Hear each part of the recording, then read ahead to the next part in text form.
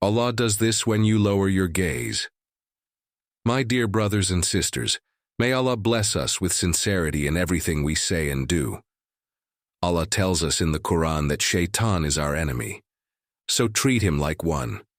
He doesn't make us commit big sins all at once. Instead, he leads us step by step. That's why Allah warns us in the Quran, do not follow the footsteps of Shaitan. Shaitan doesn't tell you to jump into major sins immediately. No, he starts small, a smile, then a text, then a handshake, then a coffee meeting, and eventually, things escalate. This is how he tricks us. When we follow his footsteps, he leads us to indecency and evil. One of his main targets is our eyes. Allah commands us in the Quran, tell the believing men to lower their gaze, that is purer for them, and Allah is aware of what they do. This verse contains a command, a reward, and a warning. The command is clear, lower your gaze. The reward? It's purer for you, the warning. Allah knows everything you do. Some people might think, this doesn't apply to me. But if you consider yourself a believer, listen carefully. This is a direct command from Allah. The Prophet Muhammad said that if you accidentally look at something inappropriate, turn your gaze away. He told Ali, may Allah be pleased with him, do not follow one glance with another. The first is forgiven, but the second is not. Imagine you're in a store and suddenly see something inappropriate. The first accidental look is forgiven, but if you look again or stare, it becomes a sin. Now think about this. When a husband starts staring at other women, he begins to compare them to his wife. This creates resentment, leads to problems, and can even end in divorce, all starting with just one look.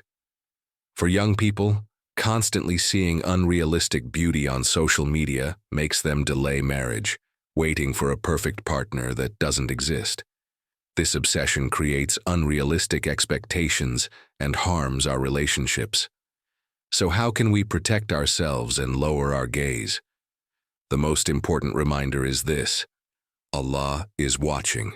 We avoid many things when someone we respect is watching, our parents, spouse, or friends. But even when no one else is there, Allah is always watching us. Remember this and let it guide your actions. May Allah help us guard our eyes and hearts. How to avoid watching haram. A simple guide one always remember. Allah is watching. Imagine placing a message on your screen that says, "Don't you know Allah is watching you?"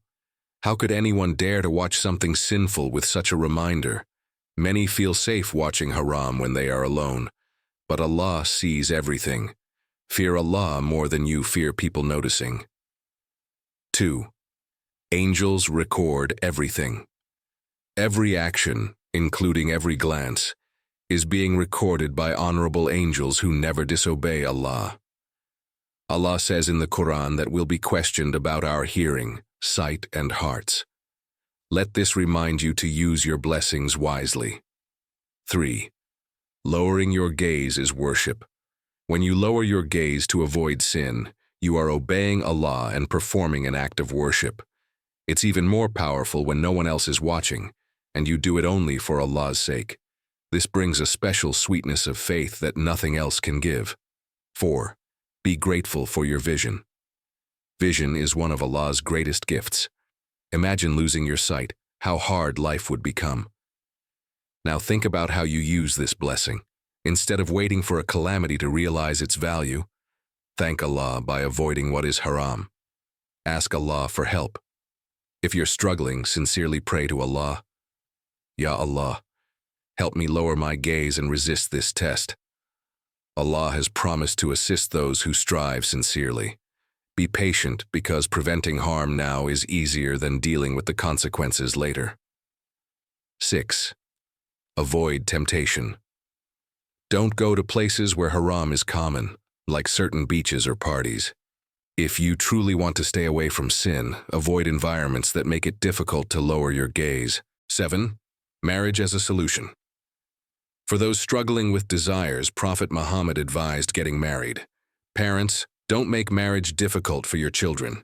If marriage isn't possible yet, the Prophet, peace be upon him, recommended fasting, which helps control desires. 8. Remember the day of judgment. On the day of judgment, your eyes, ears, and other body parts will testify about how they were used. They will speak the truth, even if you try to deny it. Lowering your gaze now will protect you from regret later. 9. Lowering the gaze protects from hellfire. The Prophet said that eyes which lower their gaze from haram will never touch the hellfire. Strive to be among those who receive this great reward. A powerful reminder about lowering the gaze. I heard this from a great scholar, and it really touched my heart. He said, "When a believer lowers their gaze in this world, they will be rewarded with someone in Jannah who also did the same." And who is that?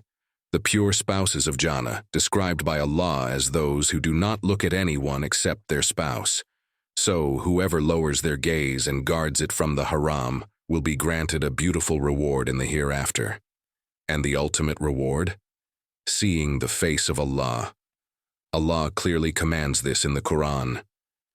Tell the believing men to lower their gaze and guard their chastity. And just a few verses later, tell the believing women to lower their gaze and guard their chastity. For my sisters, my dear sisters, this applies to you as much as it does to men. In the same ayah, Allah also commands women to wear proper hijab, loose clothing that covers the chest and does not reveal the body's shape.